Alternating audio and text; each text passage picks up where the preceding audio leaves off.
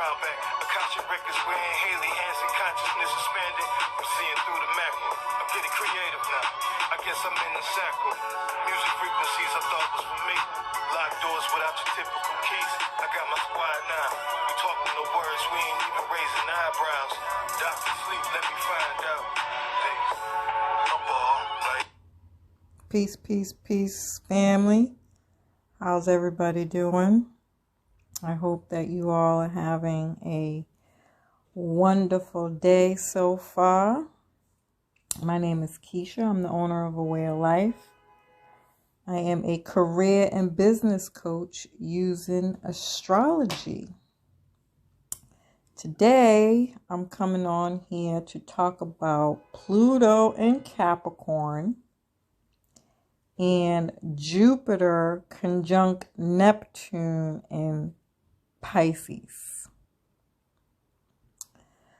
And I don't think I covered this in my yearly, so there will be some repeated themes because both Jupiter and Neptune are currently in the sign of Pisces. But overall, it's just another perspective of things that we can see happening this year and even to last next year that I think is important for us to have chat about. Right? Just getting more pieces to the puzzle here. So I talked about the Pluto return in the US chart. I actually did a whole video on that where I go into far more detail than I'll be discussing here today. But the Pluto return for the US chart comes in February and lasts until October of 2023. So a Pluto return is the place where a planet returns when it was born. So every business, person, country, any event in your life, all these things you can get a chart for, right? It's not just you and your personal chart. You can get a chart for anything as long as you know the time and the date. Even if you don't know the time, it's a little harder to determine, but even if you don't, you can still get some pretty good information from that. All right.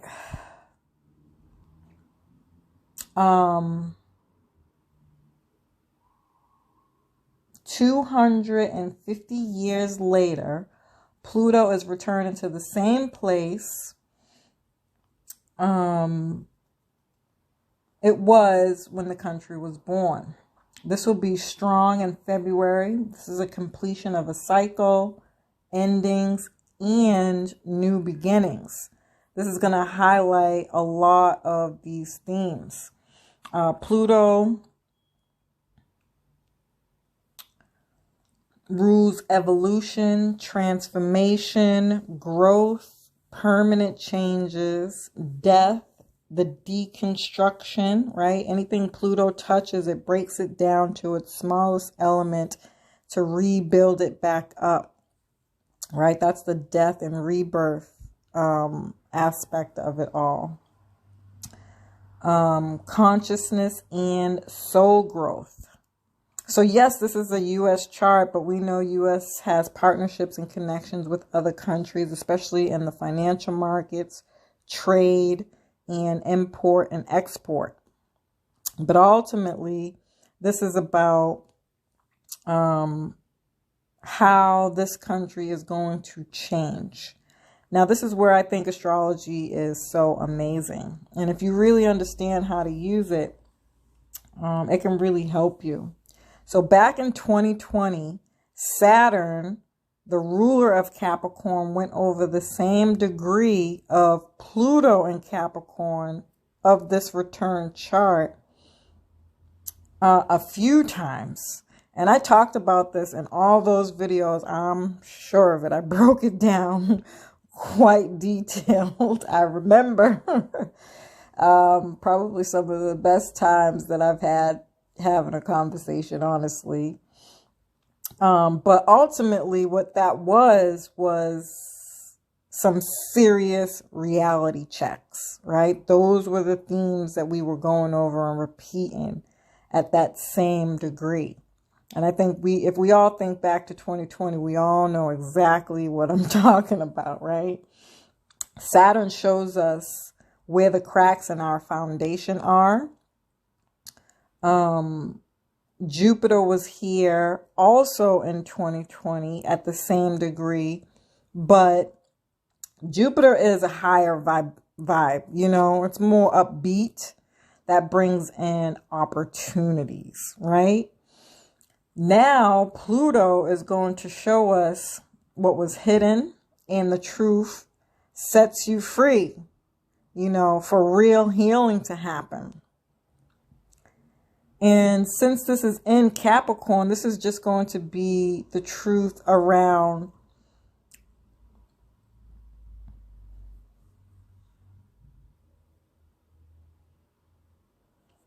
business structures and systems that this country was built on. This includes government, politics, leaders, authority figures, CEO, people in power that manage the systems. The systems and structures. Now, before I go on, I do have to say, we also have to mention that Pluto also rules conspiracy theories and taboo subjects, right? Now, anyone interested in these topics is already aware of these truths, right? And they have been vilified and silenced for years, right? Or what I like to call, these are the Harriet Tubmans of the world that have mystery schools, places where you can go to get real education and knowledge and understanding. These people will be acknowledged and sought after at these times. However, the people who don't seek out this information or these people and believe this country's corruption, those people are going to be really, really, really shocked. It's going to be, talk about a wake-up call. This is going to be more like a fucking intervention. I'm sorry, it's not funny. It's not funny. This is also the fundamental steps to managing a company, starting a business, that are going to be changing drastically, down to hiring people, how we hire people, who we hire, how we grow as a business, why do we have businesses, and on and on and on. Because these are all Capricorn themes. And Pluto breaks down things, again, to its smallest element to rebuild it back up. So this is going to last over the next year and a half. And we're just talking about the Pluto return energy. You know? Now, the interesting part about this is that these are all transits we have never had before. And I know you're all like, hello? Not real. Even though they may seem like they have, it's because Saturn, like I was describing before, has been over this degree before. And that's where the familiarity comes in. But this will bring, but Pluto has not been at this degree before. That's what's changing, and that's what's different. Okay, so this will bring up themes that maybe we didn't see, and something different for change. Pluto also brings up questions around what does it mean to be in your power?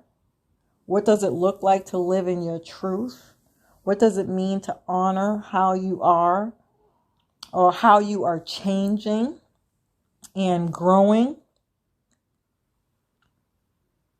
This may bring up uncertainty, discomfort, the unknown, uncomfortability in order for real change to take place. Now, February of 2023, Saturn will get to this critical degree of 27 degrees of Aquarius and conjunct the moon. In a country's chart, the moon represents the people. So I think that we'll end up completely ending the cycle of all these Capricorn energies. Now, because this might trigger fear in the worst case scenarios in human nature, over the next year and a half, this could look like, when a teenager doesn't get his way and they destroy things because they don't want to listen, before we kind of get to the better half of this energy. It's just a natural process. We have to go through it. Unfortunately, there's not really much you can do about it.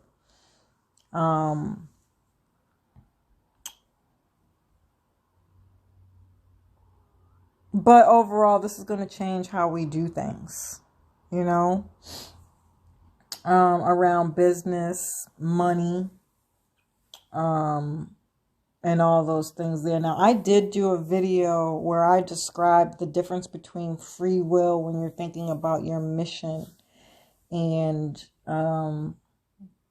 your purpose in this lifetime. And I talked about how from the rising sign, it's your free will. This is what you want to do. Right? And then your MC, which is always most likely typically in your 10th house, which is your purpose, your mission.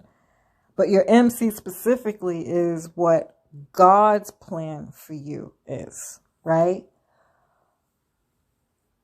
And so when I thought about this, I thought about how many people are really going to be aligning with their mission and their purpose, It's going to kind of be like, how they have that saying, when you tell God your plans, he laughs.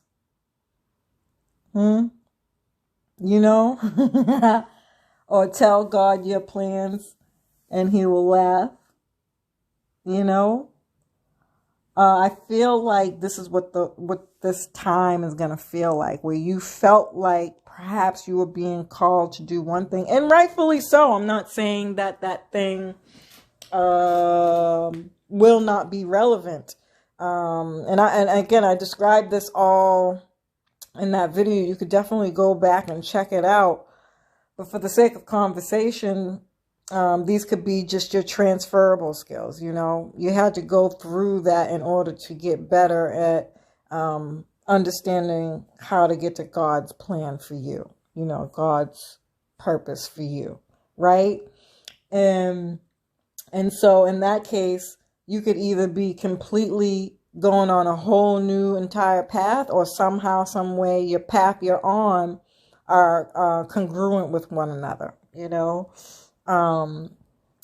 you're good at many things, and that's fine, but this will be like the beginning stages of you starting to work in your higher purpose, and really understanding what that is for you.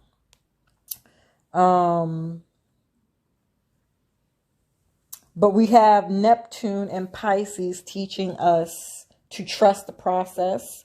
Pisces rules rising above our circumstances, how we tap into other realms for support, or how we pray for answers, guidance, and strength.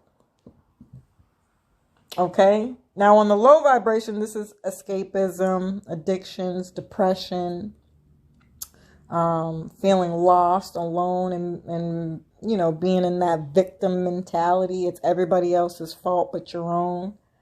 Either way, our faith is being strengthened and growing on a spiritual level as the world continues to change, Jupiter will conjunct Neptune in April of 2022. This is a once-in-a-lifetime transit. Jupiter is going to expand this energy. It can also bring in the opportunities, benefits, flow, and trust. This can also bring themes around water. I talked about this in my Jupiter enters Pisces video. Then Venus and Mars will be in Pisces, which will amplify this energy.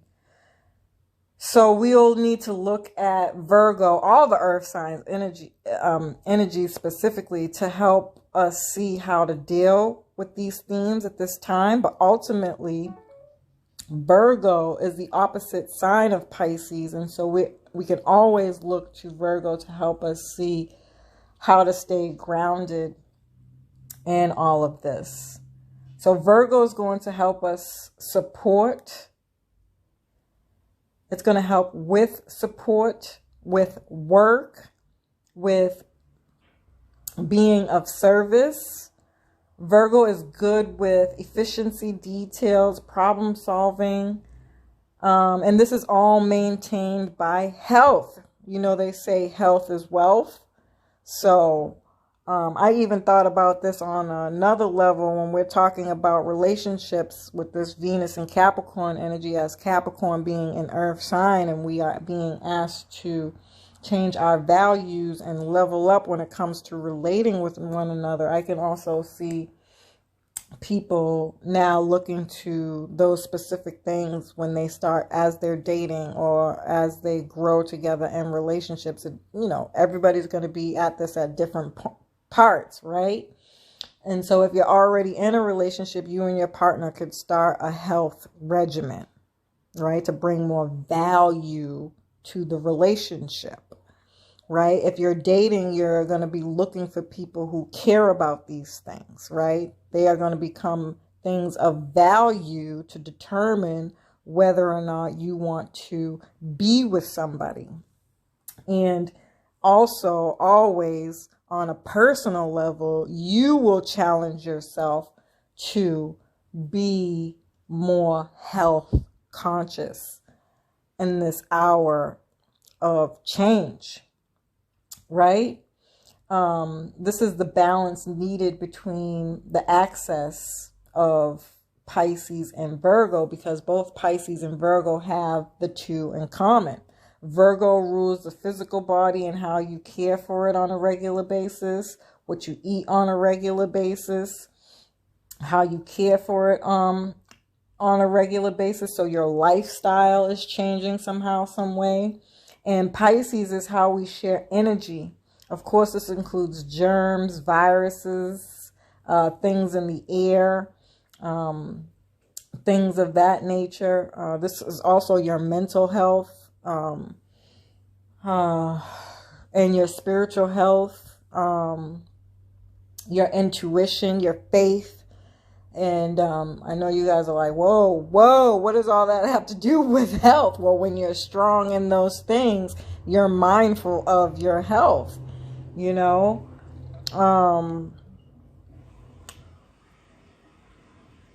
In April, this is going to be a big theme: immune system, your body, how you interact with people, boundaries with people, because Pisces is boundless. You know, Pisces doesn't have any boundaries. It just wants to be free, and it wants to go into other realms, you know, and be in the ethers, you know. And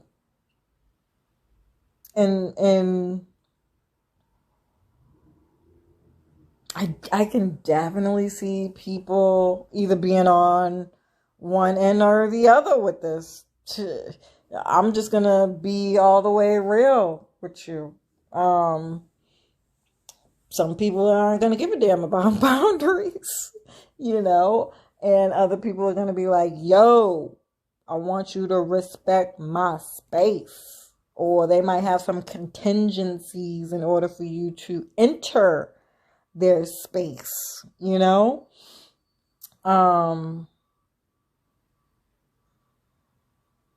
This is also going to open us up to our artistic, creative, imaginative downloads, psychic abilities, intuition, visions, deja vu, daydreams, dreams. And then you kind of add that together with that Virgo energy, then obviously you already know in a Virgo way, this is somebody who does feng shui, you know, where everything has its place and everything in its place. Everything is organized. OCD here. Respect the line here. But these are, you know, the type of fields and things that people are going to be studying or working with, or that can receive high amounts of traction because people are going to be seeking these themes out.